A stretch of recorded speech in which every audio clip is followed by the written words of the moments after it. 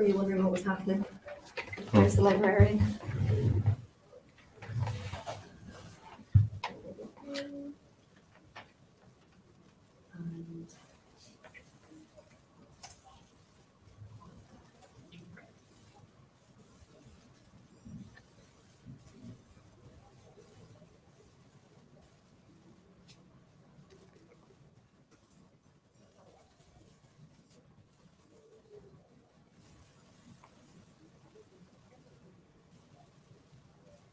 do you know that the students have been given this document?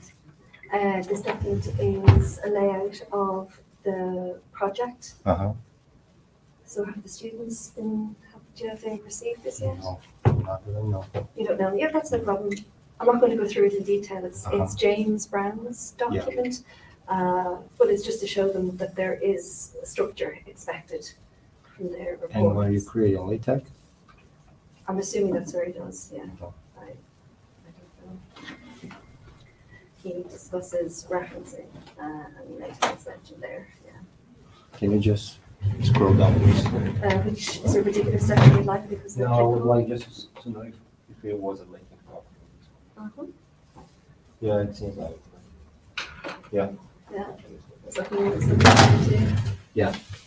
It's LaTeX. there, it's there, yeah. And That's not something I'm familiar with. it's like a programming language, but to create documents. So Okay. you don't So worry then about you it. weren't using Word necessarily?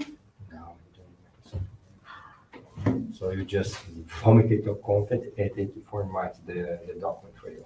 That's So- amazing. So you just need to. So you don't, so you guys don't actually need then referencing software, specifically No, we don't. referencing software because, well, that explains the referencing section because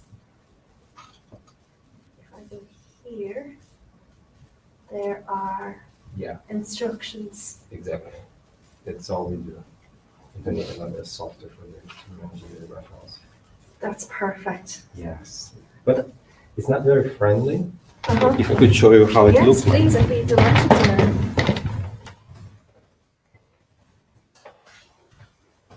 Let me open one of my documents. This is one paper. Is this a particular product that's used in all universities, or is it just something that we use here? No, it's all universities. Standard. Just for the computer department? Well, Computer sciences. use it more often, but in theory, every academic should use it. Oh, For wow. example, when there's a conference, typically they provide the LaTeX templates. So you just need to write down your content. For example, I don't care about the fonts or the size. Oh, yeah, about the abstract. I just write the abstract within the tag abstract. These conferences, these journals, they provided the LaTeX template, and you just vomit your content, and then it will format for your created document. I don't have to worry about these yet. I wish I'd known about this years ago. You I wouldn't know have to this. spend so much time thinking about how to format your Word document. I'm Yeah. only second year student. Oh, well, third year's coming quickly. That's Pro- true. Don't be Probably. too smug for too long. Probably you will never need to use it. You can do everything Microsoft Word, for example. Although the referencing things is really handy. But if this is going to do it for you, why would you use Word? All it needs is maybe a couple of days to get used to this. and Yeah, then there is some learning curve. For example, site author. What is site author? For example, you are trying to you are adding here just the name of the author. Citation. It's just a citation, for example. But here, site author is just the name of the author. If you Yeah, use I know site, what you are site using the actual reference. If No, you it's are, good that you know what site meant. you create a subsection, for example. If you create a table, get ready for the table. So you can hold that data. This is for a figure. You are adding a Mhm. figure. What is the size of the figure? What is the I used name? to What write is reports like this when I was at work. Using LaTeX. I've used the application before. Yeah, Um, so I'd used it when I was at work.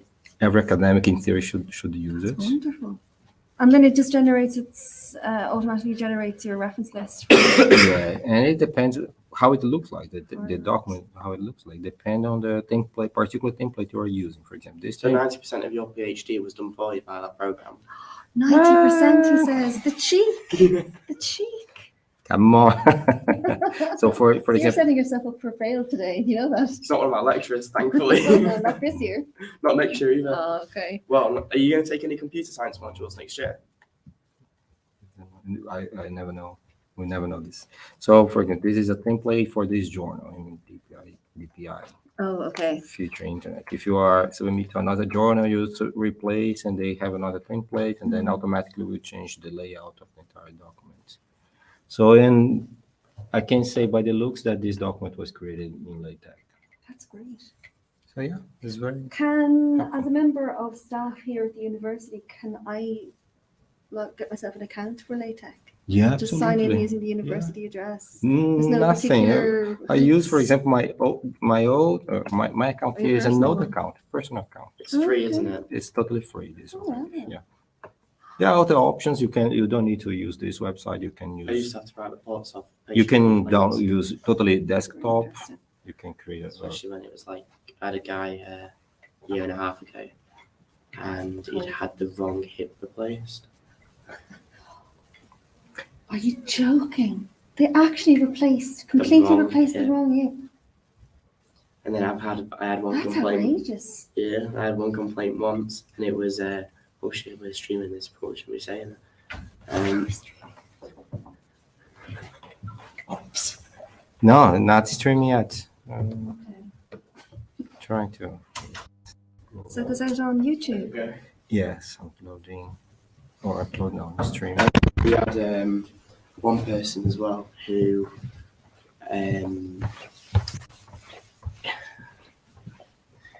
10 years ago had an operation, came back 10 years later with pain in the operation site, and we pulled out a towel, or like it was a gauze Yeah. from the operation 10 years ago someone hadn't took out. Are these all Lincoln-based hospital? No. Okay. This one's in London. Okay, it's not working. There's one where in Australia there's a hospital which they've got a set of twins in. Mm-hmm. One of the twins had fallen to sleep outside on one of the chairs because he was waiting for his brother. Oh, yeah. They operated on the wrong twin. They look the same. I mean, you read about that sort of stuff and you go, that's so far-fetched. It's not even real. Is that true? Yeah. It's so much trouble for doing that. I love those stories. They didn't get fired. Okay, so You'd be surprised. from now on. Oh, that's me. Careful with what you talk Mhm. because we are live. And do we know how many people are on? Not yet. I just shared the link on the website. Okay. So we are waiting. So now I need to be careful what I say. Yeah. Mhm. Oh. No. For example, this is an example of For what not example, to the say. mic right above his laptop. After I will edit and make cuts, don't worry. And please, if you could, please add the microphone.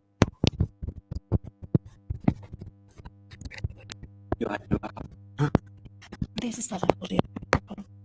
Doesn't matter where. It's there, I think. Okay, so we are live. We cannot wait much longer for the people to come. Yeah, I don't mind in the So if you least. would like to start for us. So guys, we will start the next session, okay? Hello. Can I come over here? Is that okay? Yes, please. It will. Yeah. Yeah, that's okay. And should we see? No, it's possible to see, right? There. It's possible to see, right? Yeah. No. To see the screen Yeah, it's possible. for people online. Well, they shouldn't read the paragraph, right? So No, they absolutely shouldn't. Not at the moment. I do have a wonderful PowerPoint though, where it might be helpful if people could see it. But I can give these to James or Yeah. yourself even, and you can pop them up on. after we'll make the edition and like place these slides. Yeah. here. I'll give you my email address and then Thank send you. the attachments and I'll get them uploaded. That's really good. And I have totally plagiarized this from one of my colleagues, and I haven't even told her about it, and I haven't mentioned it at all. So I am not practicing what I preach If today. you also let me know what colleague that is, I'll CC her in the email. No, I will tell her. She gave me permission. I just didn't confirm that I was going to use it. Oh, she backtracks. Hello. Hello. Are these two of our students here? Yeah, so- Hi, how are you? I'm just here today to talk to you about referencing, plagiarism, and to give you some academic writing tips as well. Oh, this is on a slide all on its own. Sorry. Plagiarism, how to avoid it, because plagiarism is now illegal. It's something that you can get into an awful lot of trouble for if you are caught doing it. Referencing your work and some academic tips that will help you with your research and studies. One of the main sources that you will be looking for when you're writing your papers will be academic journals. So you'll be looking for journal articles. There are print journals and there are also online or e-journals. The vast majority of journals these days are really online. If you need any help or assistance finding information, finding the journal articles, please ask me. I'm very happy to come and help you. We can meet online or come to the library, whatever suits you. So whatever your subject area is, you have to make sure that you're finding relevant information for it. It will be the most recent updates and the most recent produced searches and research output through journal articles. So they are better to use than books, because a book could be printed 10 years ago, and particularly with computing, it could be out of date very quickly, whereas the journal articles, they are printed more frequently and you get the most up-to-date information there. Always, absolutely, 100% take a note of everything you've read. So don't just read through something and just think, oh, I'm going to remember that because I'm brilliant. We'll be reading an awful lot of information. So the best thing to do is to make a note for yourself. We suggest that you take down the name of the author, the title, and the year of the book, if it was a book, the page number of any specific material, a web link if there was a web link, and then also just to jog your memory, if you made a little note as to why that particular paper was important to you, or why you think that you want to include that paper in your own writing, is very important. If it's a journal article, you'll take down the name of the journal itself. Maybe if it has a specific issue or a volume, you take that information down as well for yourself. You're going to need that information for your referencing.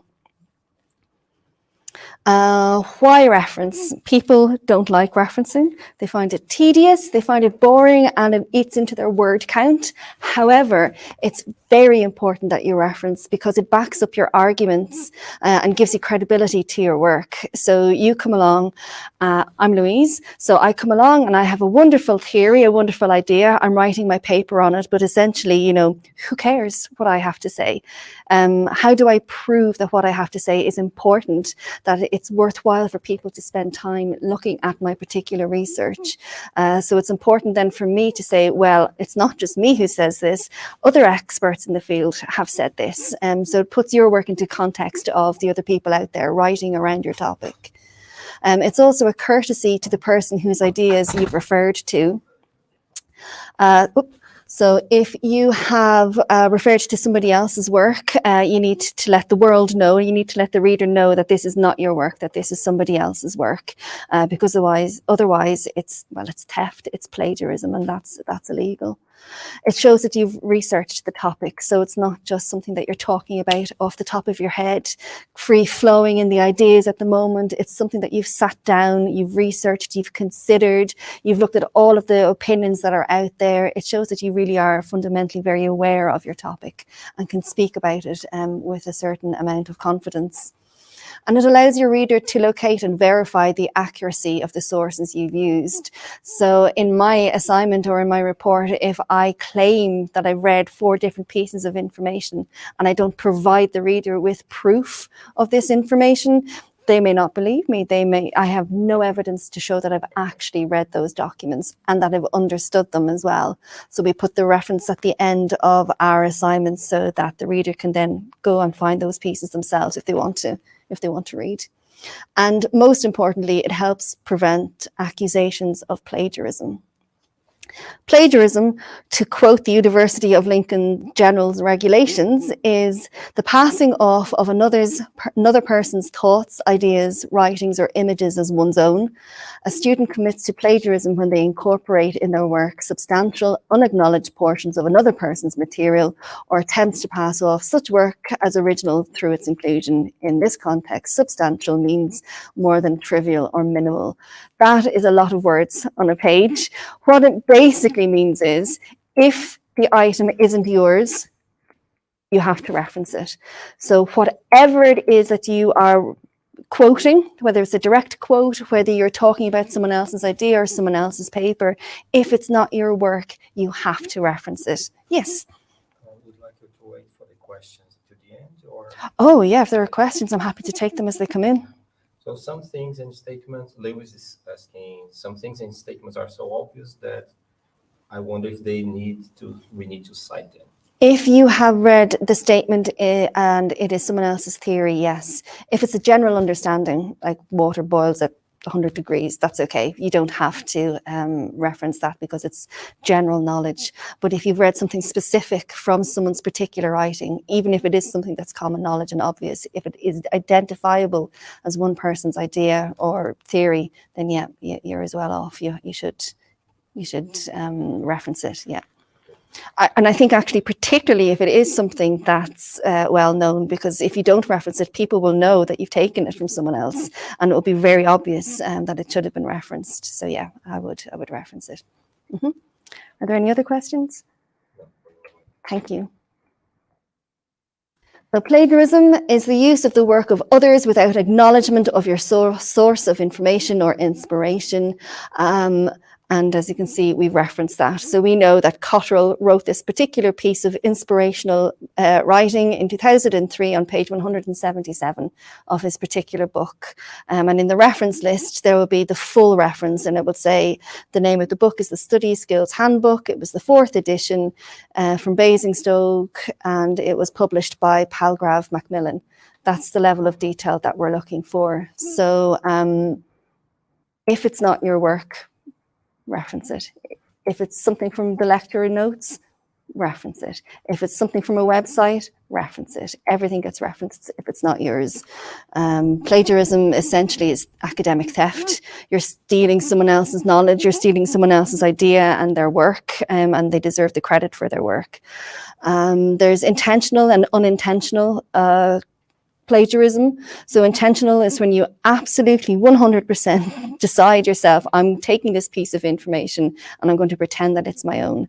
But there's also the type of plagiarism when it's an accident, it's an oversight, you've just missed it, but it's still considered as bad as intentional plagiarism. So it's really important for you to read through your, proofread your paper to make sure that you've got all of the citations in and all of the references in.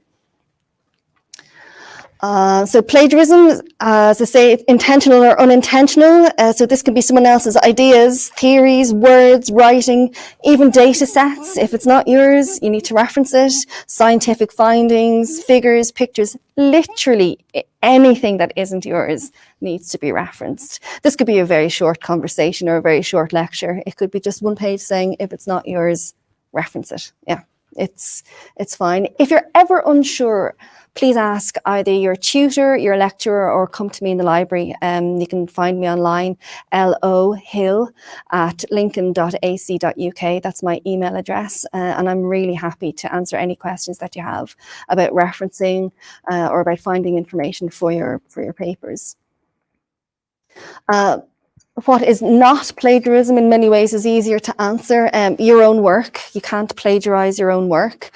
However, if you are an academic and you've published papers and you want to refer to one of the papers that you've published, you will actually need to reference it. Yeah.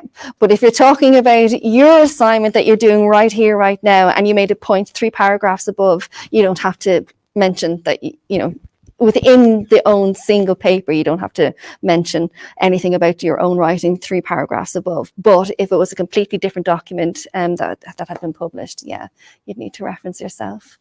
And hopefully you guys will be in that situation someday. You'll go out into the world and be wonderful academics. Ways you can intentionally or accidentally plagiarize: copying and pasting. So if you're reading through an online article or a website and you decided you like a particular paragraph, of course you can copy and paste it and then pop it straight into your assignment. However, that needs to be cited because it's not actually your work. So if you copy and paste and don't cite it at all, then that's plagiarism. That's a big problem, definitely a big problem. You have a question? Yeah. So how can I check my work and find if my thesis has an accidental plagiarism? That's an excellent question. I know that students are asked to hand in their assignments through Turnitin. And Turnitin actually has an option where it automatically feeds through your assignment to its database, I guess, and it recognizes plagiarism. So it will come up and tell you if there are any parts of the paper that it's concerned about. So Turnitin is very useful, certainly. Do students have an account here? Do you guys have an account with Turnitin? Turnitin doesn't allow you just sign up. So you need like a student key or ID from your lecturer. Yeah, you should. Every student will have to at some point hand their an online version of their work in through Turnitin, so they will have an account. You might need to speak with James perhaps to see if the students can feed it through kind of before their deadline, just to monitor it and check, because I found that to be a really useful tool. It sends you back percentage-wise of what the system thinks is plagiarized. And then you have a panic attack and you go, oh my God, it's saying everything. And then you read it and you go, no, it's actually just this little part here. There's no need to worry. But if you needed a hand with that, I'm happy to talk you through it. I've used it quite a lot. And it is a useful tool. Great question. Thank you. Word switching is also another technique that you can use. It's absolutely fine to use. You just need to cite the source. So word switching is using someone else's words, but changing the odd word or the odd sentence without making it clear that it's not your own work. So again, you could copy and paste someone's work into your assignment and then just maybe go through a thesaurus and change a couple of words so that it's not exactly that sentence. However, it's still not your own work. You just use a thesaurus to change someone else's piece. So you would need to reference that. This is an example here of word switching. The top one there is the original text from a pharmacy book. Barber, Zed, is the author, pardon me. Barber is the author, and on the bottom here you can see that the student has copied and pasted it. They've switched a couple of words around, but they haven't actually mentioned that it came from the author. So that is an example of plagiarism, and if you were caught doing that, you could be in a lot of trouble for it. So all you'd need to do, or she would need to do, is just put even at the very end in brackets, and that's sufficient enough to show that it's not actually your work. Patch writing is another offence, writing a paragraph using lots of people's work. So Paul in the corner has written a lovely piece, Louise here has written a lovely piece, Louise has written a lovely piece, and you decide I'm going to take a sentence from his work, a sentence from that work, sentence from Louise's work, and put them all together. Well, it's still not your own work, so you would actually have to reference each of the people that you pinched from, so that you don't plagiarize. This is an example of patch writing. There are absolutely no citations in the top box, and as you can see, they should have actually included 1, 2, 3, 4 references, because it came from 4 different people's work. So it's fine. You can absolutely pick and choose and cherry pick sentences from other places, but you need to let the reader know that that's what you've done. Ways you can, insufficient referencing. Again, you can get bored. Let's be honest, it can get boring, or you can forget and you say, oh, I'll go back to that later on, and then you've forgotten. So you'd have insufficient referencing.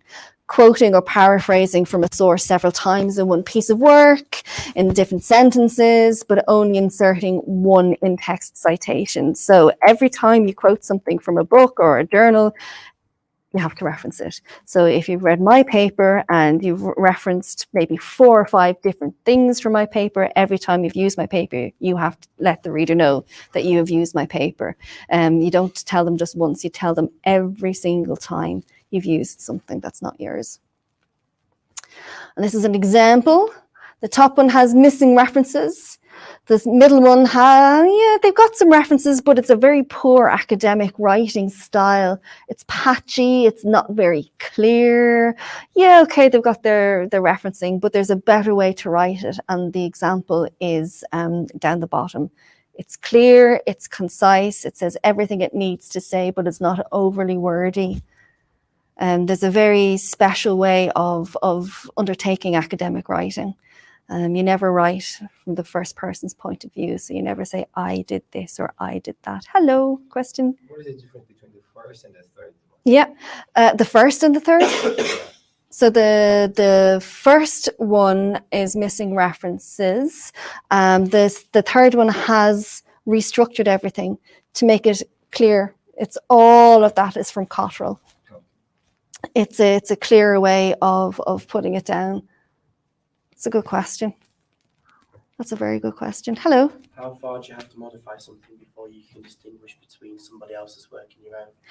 You should not be modifying anybody's work. If you're modifying someone's work, it's not yours. Because if it's yours, it will come from your head, out of your fingertips. Yeah. If you've used something to base your idea on, that's okay. So you've read a piece and you haven't actually typed it out and then chosen to get a thesaurus and go through it, that's one thing. So by effect, something can influence your own idea, therefore it be your work, even though it's based off of somebody else's view on it. Yes, but if you are agreeing, or even if you're disagreeing with someone's view, you need to mention that person's view so that the reader knows you're aware of that particular researcher, for example, or that their work has inspired you to continue your work. You just need to reference them saying, Hill Louise states blah, however, and then whatever your point of view is. Cottrell in 2017 stated X, Y, and Z. Yeah. However, due to this, I disagree based on. Absolutely. As your work, you're just referencing something that was pulled from somebody else. Yeah. Yep. Perfect. Good question. Thank you. Collusion is also an issue. So collusion is copying someone else's work or letting someone else copy yours. So let's say you're sat in an exam situation or you all have the same title of an assignment and a few of you sit together. It's not official group work, but you work as a group on it. That's collusion and that's considered not possible. If he's quiet, I don't mind. Okay. So yep, you're not allowed. You can discuss your ideas with each other. That's absolutely fine, but you're not to help each other with the actual academic writing. I know, it's terrible, but otherwise it's just not your work, is it? It's someone else's, and that's misrepresenting your work. Avoiding plagiarism. You can avoid accusations of plagiarism by practicing good academic techniques, making clear notes. The clear notes is so important. Make clear notes and keep a record of what you've read. That's so important because you won't remember. When you're into your 20th piece that you're reading, you won't remember what you read first time round. And referencing properly. You guys are using Harvard referencing. If you say so. Oh, okay. You guys are using Harvard referencing. That's a statement of fact. I'll show you where you can get your online copy of the university's Harvard referencing guide. It's a wonderful guide that goes through step by step the process of how to reference almost every single type of resource. Yeah, go on. Question. What would be your top tips to avoid self-plagiarizing yourself in comparison to if you have an assessment in first year that is directly related to your work in third year? Oh, that's interesting. For example, we do. Oh, yeah. We can't use any of our own work from first year for our third year task, even though it's our work. Mm-hmm. And it goes down as plagiarism. So how would you avoid self-plagiarizing yourself when it's your work? It's your work, but you said you're not allowed to use it. Yes. And why would you be using it? If it's just related to what you're doing, if it's like, we had a task in first year, which is directly related to what we're doing in third year, but we're not allowed to use our first year code, our programming Okay. code. We're not allowed to use our first year code Okay. because it's already been submitted. We'd be plagiarizing ourselves. Check with your supervisor or check with your lecturer to be 100% sure what they want. But my understanding of that is you would be able to reference it yourself. There will be something on LaTeX. In fact, there's a document I'll bring up after this, and I'm sure it's going to give you a hand with that. But you will be able to. A document for an assignment. Yeah. Is that work then owned by the university rather than by the auditor? Yes. So would you, if you then reference it, would you be plagiarizing against the uni rather than yourself because you've given ownership over? If you're referencing it, it's not plagiarism. If you're referencing You it at can't all, use but you can't use it, no. Okay. But you can reference the fact that it exists. If you're referring to it, would you be talking about it in your assignment? Would you be saying this piece exists? Yeah. Yeah, that's fine. It's okay to talk about something if you can't specifically use it. If you're talking about it, you just need to mention who wrote it, when it was published, if it was published, and if it wasn't published, when it was submitted, and if there is a URL link to it, that'd be fine. Or a submission. Yeah, exactly that. That's quite a unique one. Well done. That's a very unique situation. This is just my opinion as a librarian. However, at the end of the day, you will have people from your department and the school who are grading your papers. So I would absolutely check and confirm with them first. Yeah, before you walk off and do anything. Actually told me it was okay. Oh, did they? Then you're okay. Reusing words and paraphrasing and summarizing. You can do whatever you want in your assignments with anybody's information. Basically, as long as you reference it, it's okay. I'm sure you're tired of hearing me say reference, reference, reference. Don't plagiarize. If it's not yours, reference it. You'll be okay. Word for word? So word for word is like if you're copying and pasting something. Maybe let's say I want to explain what is computer security. Yeah. Maybe according to one researcher, and I just state it like that. Computer security. Oh yeah. Can I do that? Then I reference. Absolutely perfect. Yeah, that's fine. And usually if you're quoting directly from someone else's work, like you've written it word by word, you put it into quotation marks. So again, the reader knows these little double quotation marks around what you're saying. You're laughing at me. Come on. 2 more questions. Do you want to go first in the room? What's the best place to gain support from university with referencing if you need it? Myself. Yeah, come to me and ask me questions. Unless your lecturer wants to spend hours going through it with you, I'm very happy to speak to you guys about it. It's no problem at all. I'm a nerd. It's fun. Someone is asking any advice where to organize notes on several papers. Where to organize notes? Yeah. So you mentioned, for example, you take notes, you read 20 papers, for example. Yes. Sometimes you don't remember what you read. That's correct. There's a couple of ways.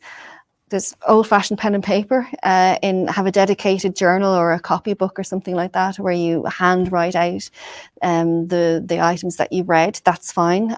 There are reference management software systems that are available where you can create your own account, and every time you find something online, you can actually export it into this database, and it keeps it for you, and it very often will generate or automatically generates your reference list for you using the university's Harvard.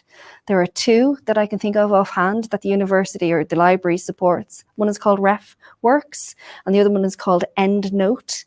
And if you'd like more information on that, please contact me. I can help you set up your student accounts, and I can show you where and how to find the information and how to export it. It's really helpful. So old-fashioned pen and paper, or use an online reference management system. They're very good. Other question? Yeah, we have another question online. Someone is asking, hi, my supervisor once told me that I should never use figures from other papers. Okay. So what if I use the figure inside the source? Whatever you're using it, that's a good question. Generally speaking, figures shouldn't be a problem or are not a problem. Particularly, you will need to you will need to reference them. However, if your lecturer or your supervisor has given you a very specific instruction, I would follow what they've said. If they don't want you reproducing figures, there must be a reason why.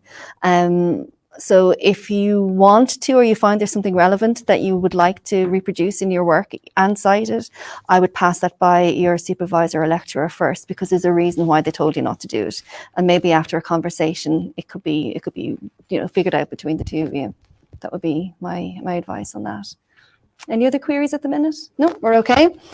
There's a very exciting avoiding plagiarism video on the library's website if you'd like to go through it. It goes through various different techniques, similar to what I've done here, about promoting academic integrity. So basically writing academically and not plagiarizing. But at the end of it, about 5 minutes for the end, there's a test, an online test, and it throws up a couple of questions for you, and you can decide yes or no whether it's a plagiarized situation or not. So that is something that I would recommend. It's very helpful, and it gives you an idea of how familiar you are yourself with referencing and plagiarism. This is the handbook. As you can see, it's Harvard. It's a little purple cover. There are a few hard copies available in the libraries. So here on Brayford campus, we've got the Ross Library, which is in the medical school, and we have the Brayford, the main campus library, which is, it's opposite this building. Yeah, across the water from this building.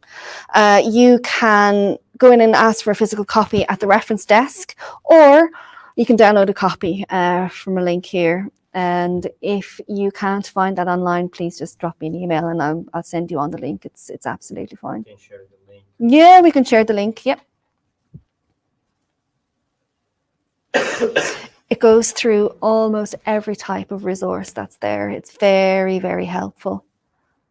And as I said already, I'm happy to have meetings with you guys or take emails with any questions that you have.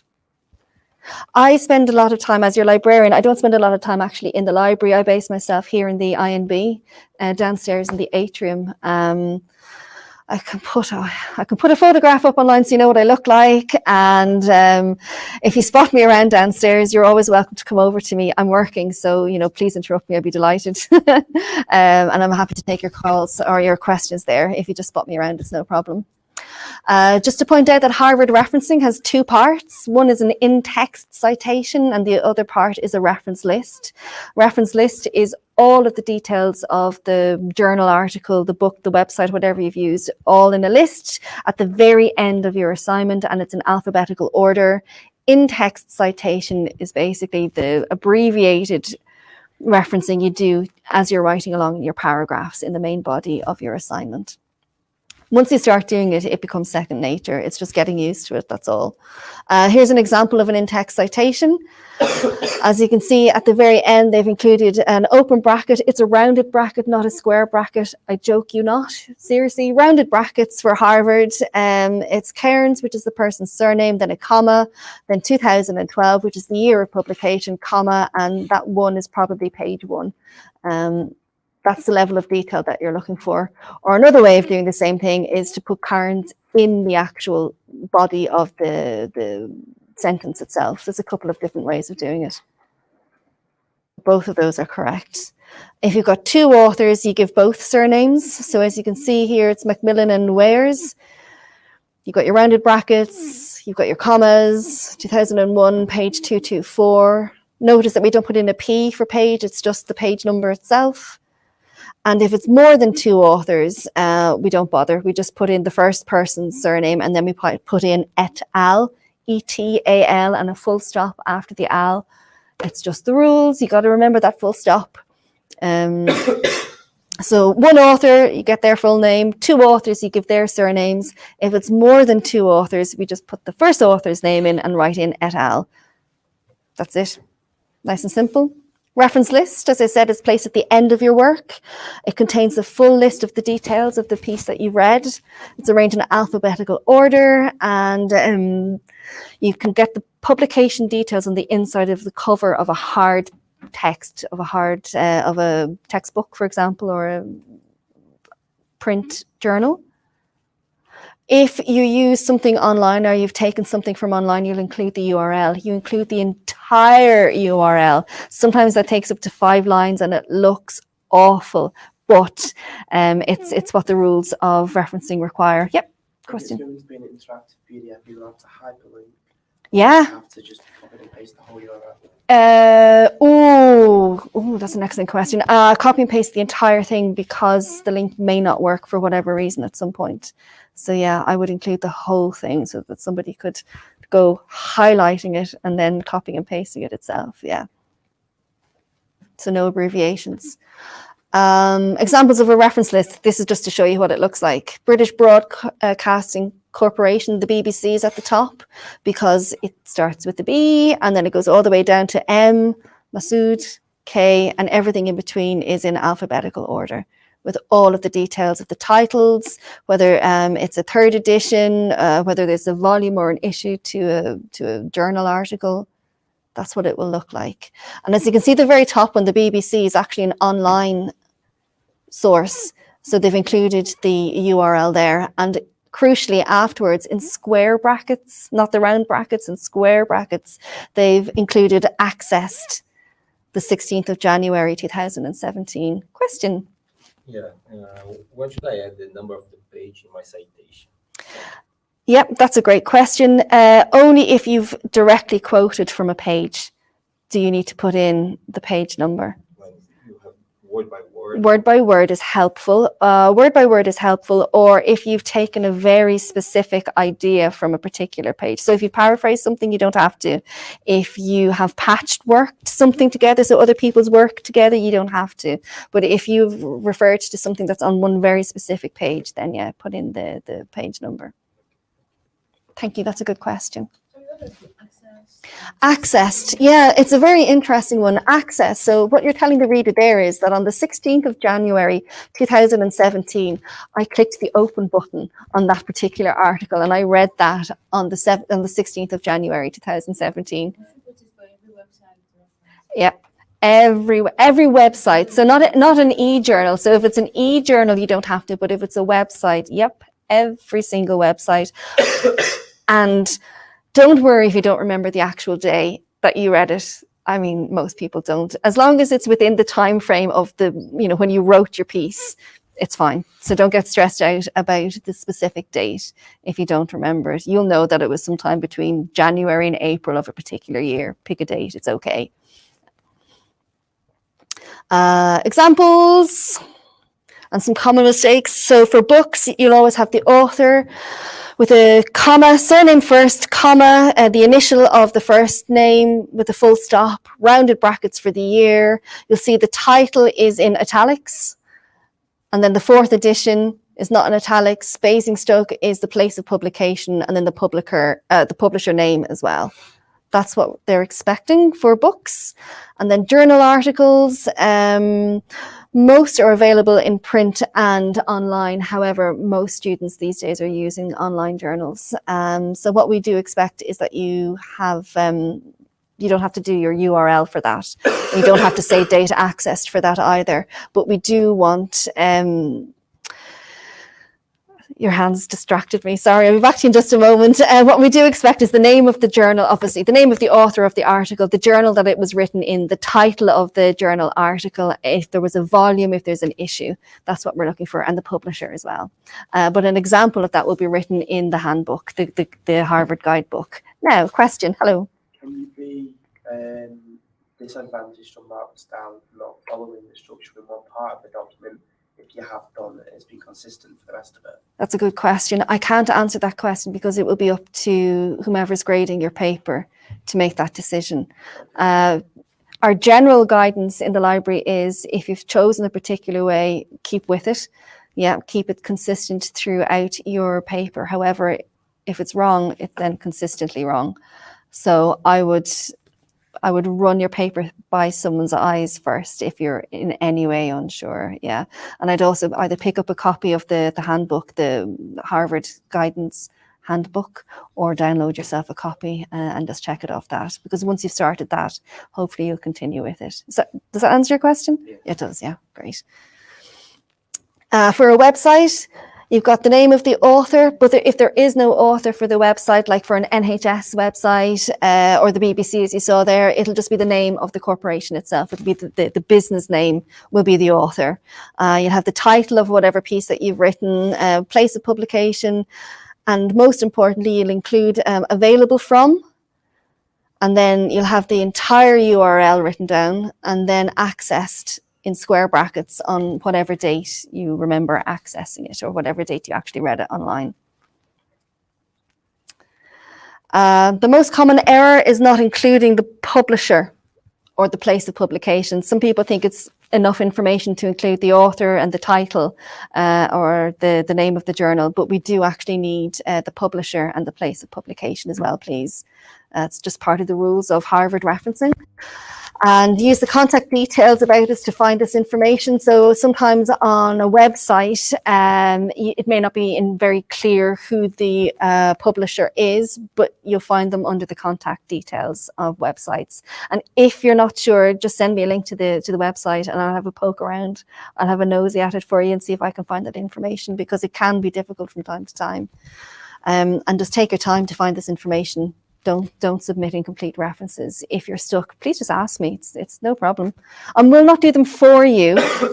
Definitely won't do them for you, but I'm happy to throw my eye over it just to look at the formatting and to make sure everything looks like it should be, like it should.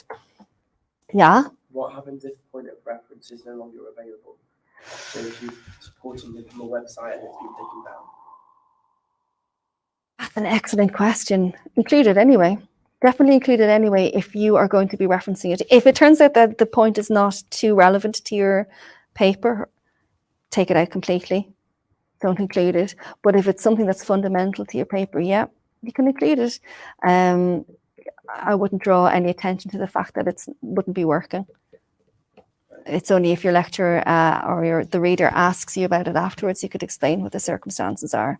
Yeah, but I would still include it even if it doesn't work anymore, because that was the URL, that was where you found the information. Yes? So one viewer is saying that I usually add the sites as footnotes, not as reference. Okay. Maybe it's wrong. It's wrong.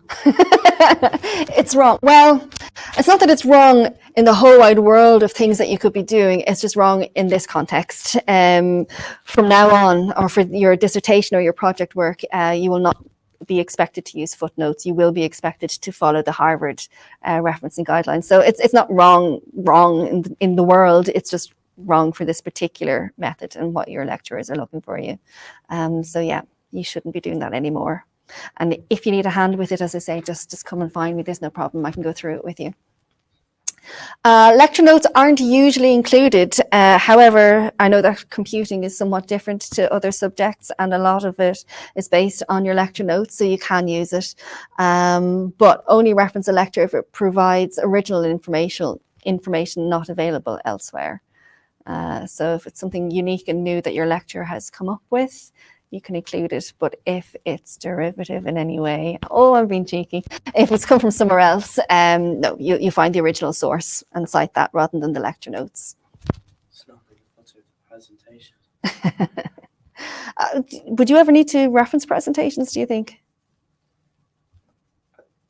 I don't know, dear. I've not come across it yet, but if it's necessary, sure.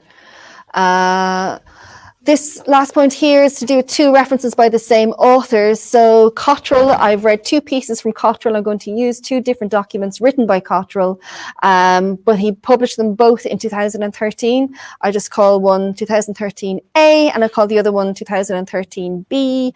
And in the reference list, as you can see at the bottom there, I continue with the A and B motif so that the reader knows which of the two documents I was referring to. Doesn't happen very often, but if it does, you're welcome to come and speak to me about it. Reusing diagrams, you can see underneath the diagram that we've taken from Dawson and Wilby, 1998. We call this figure 1 because this is the first figure that we've used in our assignment. And it's titled A Basic Overview of Artificial Neural Network Topology. So we give it a number so that the reader knows if it's the first, the second, the third, the fourth figure, whatever number it is. We always include the title of the figure, and then in our open brackets, we put in the author's name. And that goes underneath your figure or your photograph or your data set or anything like that. Yeah. I know I've put this in before, and I've said it a couple of times, but it's really important. Keep a note of everything you've read. as the question came up earlier, how do you do that? Write it with a pen and paper, put it in a Word document, type it out, or use a reference management system, RefWorks or EndNote being the two that the library supports. And then in summary, you refer to the author, the year published, and the page in your in-text citation. So as you're writing along in your paragraph, at the end of the papers where you put your reference list, you give full publication details. It goes in alphabetical order. You have to make sure that the format is correct.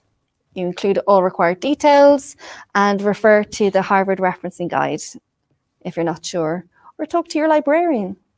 She's fine, she doesn't mind. Is that a question? Is there unanimous terms and phrases that have like a green card when it comes to plagiarism? For example, if it's key terms or definitions for the course which are known course-wide or are known widely within the industry, for example, www being World Wide Web, is that still classed as plagiarism if it's going to be unanimous definition? No. Or is it not? No, that's absolutely fine. That's a commonality. It's out in the world. It's fine. Yeah, that's okay. Use reliable sources. Don't just Google it. Don't just go to Wikipedia. Definitely don't just go to Wikipedia. Make sure that you are getting your information from reliable places. Make sure the websites are reputable.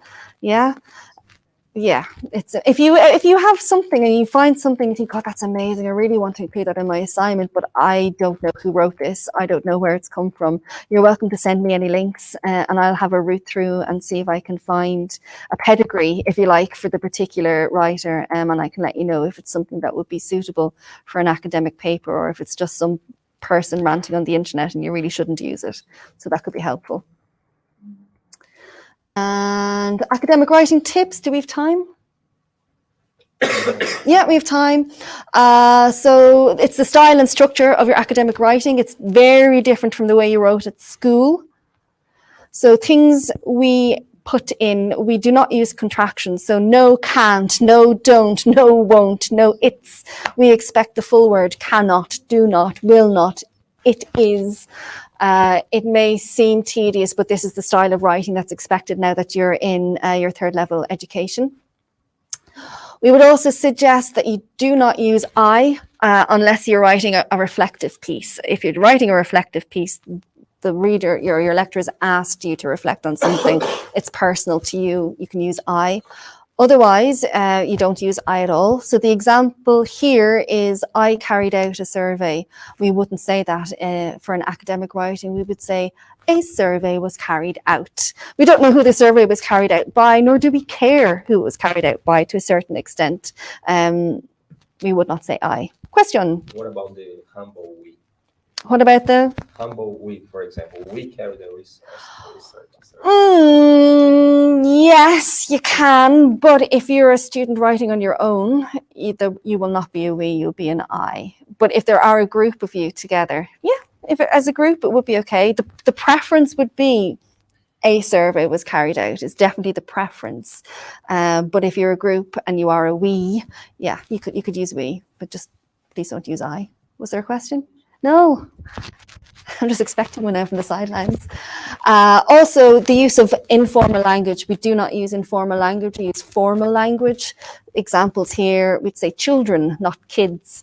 We would say clear instead of crystal clear.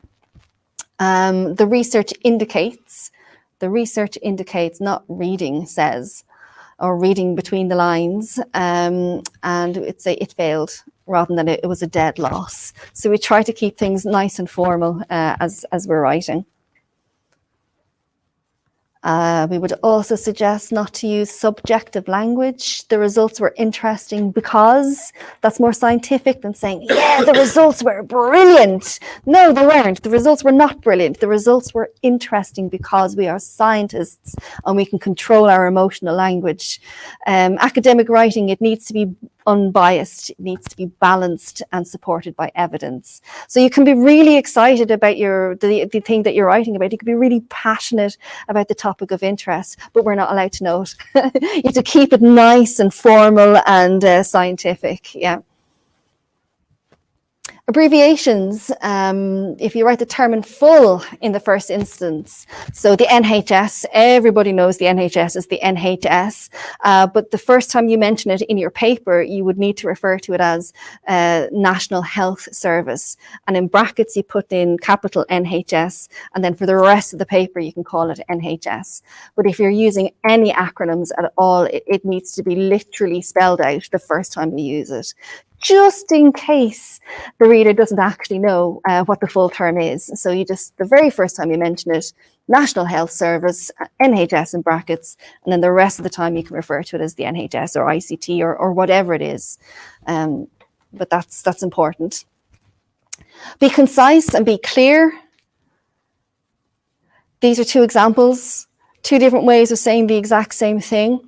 The top example, it's wordy, it's long. That's one sentence and it's 1, 2, 3, 4 lines long, a bit unnecessary. The second one is saying the same thing. It's just saying it in a better way, in a clearer, more concise way.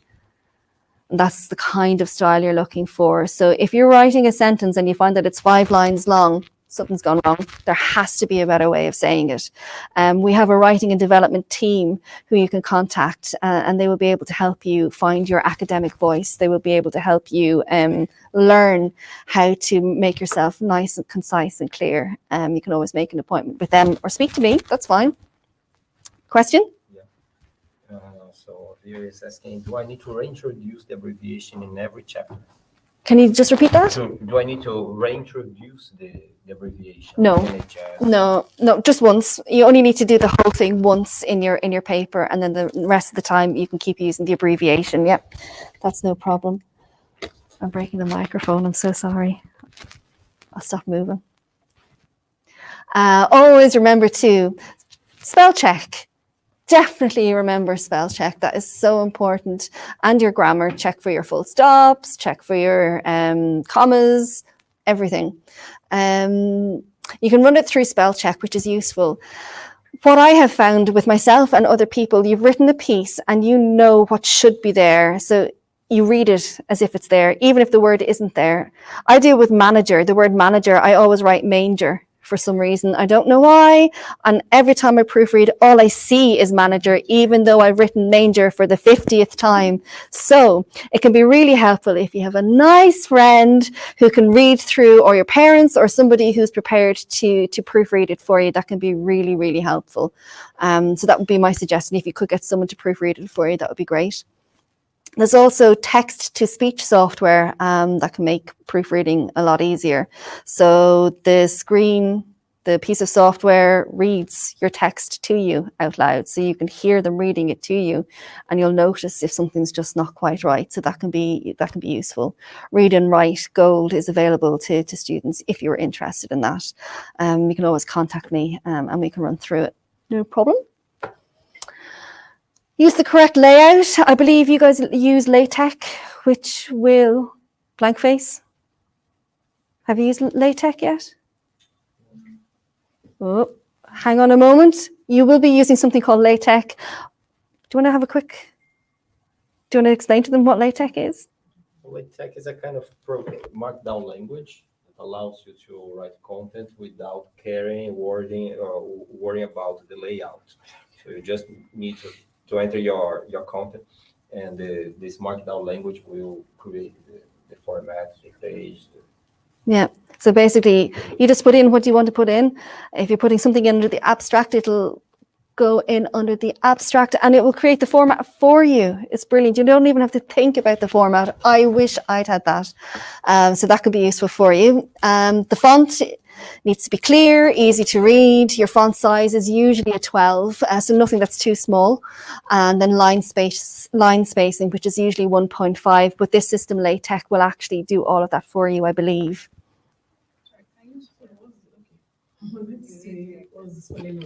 I will put up another document in just a moment and it will show you the spelling of LaTeX, and it's actually going to go through the structure of the paper that you're expected to do as well, so you'll have an idea of what's expected of you. Academic phrasebook, we won't worry about that.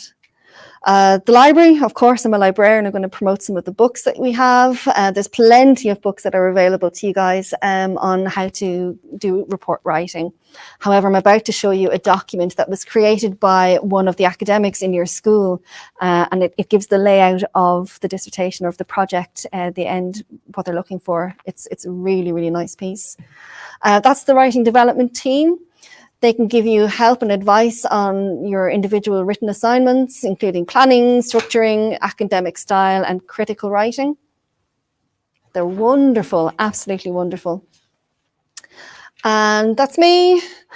Happy to have one-to-one appointments, or if you want to see me in big groups, small groups, I really don't mind. I'm not on campus all the time, so if you wanted to have a real world face-to-face meeting, just give me a couple of days notice, send me an email, and I'm happy to come in. Or we can meet online through Teams and have a chat there. I can share my screen, you can share your screen. It's whatever suits you guys.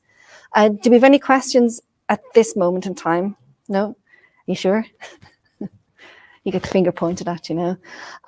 What I will show you is, I'm sure you will. So your project title, this is a very brief overview of what your project structure is expected to be. You've got your project title, you'll have your name, School of Computer Science, that's all lovely. The page I wanted to show you here is the different sections that you'll have.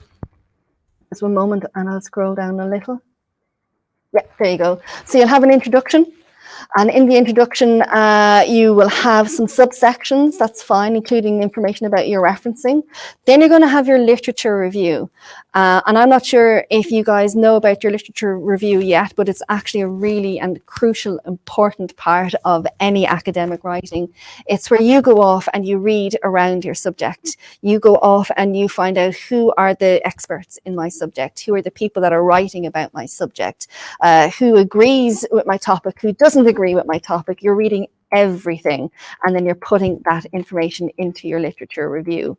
It's terrifying, I think, at times, but if you're stuck, please talk to me. This is my area of expertise, is finding information for the weird and the wonderful ideas that your students come up with. So I'm very happy to help you on your road to finding the information that you need, because you'll have an entire chapter written about it. I think one of your projects for, it might be February next year, you'll be asked to write a report, and it's basically going to be your literature review. The report will end up being your literature review. So come to me with any queries, that's fine. There will be a requirements analysis in its own chapter, design and methodology chapter, where you talk about software development projects. Some of you will do research that includes humans. Some of you will do research not including humans. You'll talk about that. The implementation, there'll be a chapter on that, a chapter on your results and discussions around the results, and then whatever your conclusion is. And the very, very, very end is your reference list. I knew there'd be a question. Come on. If you have research that's involving human participants, Yes. do you name them as subjects or do you name them as people? Absolutely not as people. If you are using humans in your research if humans are included in your research, you're more than likely going to have to go through some sort of ethical process anyway, where you explain why you need humans, and they will not be named. Yeah, it will be participant 1, participant A. Yeah, it'll be something like that. It definitely won't be anything identifiable. They will have to be anonymous. Yeah, really and truly. I was just going to pop down to the literature review. You'll have your aims and objectives. This will be an entire chapter of its own. It's very important. There's figures and tables. As you can see, everything we've spoken about, they give you an example of what they're looking for. So this is what they want. Figure 1.1, a picture of the Brayford from Google Images. And because it's Google Images, there isn't actually a person to credit. It's a Google stock image. But not a URL.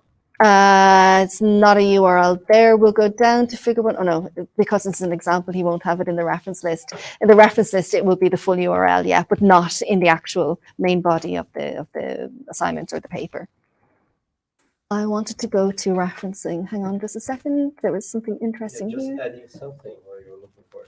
I talked to James, and then he said that the LaTeX template for this document can be found on Blackboard, assessment number 3. Assessment number 3, Blackboard. So this paper that we're looking at right now, this format, this template. This template can be downloaded there, so people can. Brilliant. So this template that I'm going through at the moment can be found in Blackboard, assignment number 3. Yeah, assignment number 3. Assignment number 3, and you can download this. It's a brilliantly helpful document, actually. It's really good. I was just going to click on referencing because there's LaTeX. For James' course. For James Brown? No, they're not. Oh, James Brown's course. okay. So if James Brown is your lecturer, you'll be able to find it on Blackboard. And if he's not, I'm sure we can get you a copy of it anyway. Don't worry. Yeah. After the presentation, you can follow. Yeah. Yeah. That's great. Thank you for letting us know. Here we go. LaTeX, LaTeX. Here, James has very helpfully set out how you can create your own referencing list and citation using LaTeX. Very helpful. That's it. That's all I have for you guys at the moment. Long story short, if it's not yours, reference it. So after an hour of talking about everything, it could be summed up in one sentence. If it's not yours, reference it. And even if it is yours, reference it, in fact. Any more questions? No for line. No, that's good. Thank you. You're welcome. Come and contact me if you wish. Thanks, guys. Thank you. Really appreciate it. No worries. This slide, if you share with me these slides, I will Oh, slides, synchronize sure. these slides with Yeah. the video, so you can also show here. That's perfect. And would you like me to send you the link to the plagiarism video?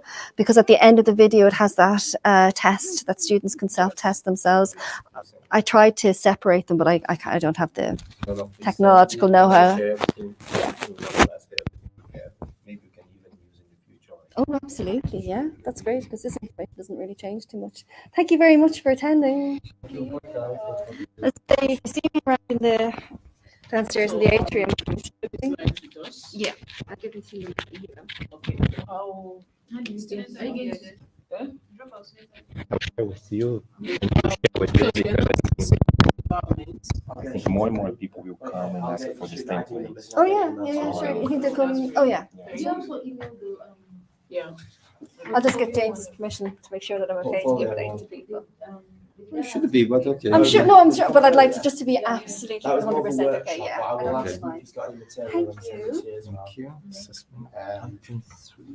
I'll just go get a sheet. Thank you for all your brilliant questions. Did they come out of your brain all on their own? Don't really know anything from. Oh, could you?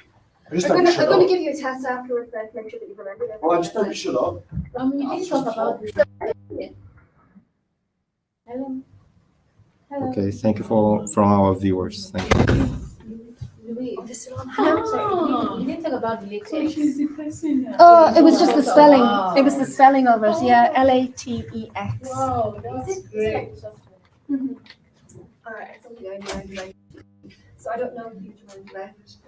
When I go home, I'm going to be on LaTeX and try to figure it out so that next time I can talk about it properly with you guys. If you drop your name and student numbers down, and then I'll get the materials to you. All right, thank you. You know, Are you allowed to call people a beautiful assistant anymore? Yes. I don't know. Probably not. Probably not quite right. Bit weird. It's fine. Take company back and get it. About how we can see Yeah. we can book appointments. Yeah, you can. You're right. Absolutely. Do you have my email address? No. So I'm sending to her because Yeah. this is, let's do things And him like a little But bit you. through the correct channels. So Louis, Like, correct yeah, channels is LaTeX together on your own. Oh, okay. template. So instead of me sharing with people, I'll share with you. Because why not? It'll be TH. Right? Yeah. Of course, you trouble makes you feel That's Thomas. all of us. We have actually- So just trying to understand what the lecturer wants us to do. Sure. Because that's the first place to start answering the question. If you don't understand, you won't be able to You will never respond. get it right if you don't understand it. So Yes, yeah, I'll be I want waiting for you to, because I need material. Oh yeah, come to me. Go on science.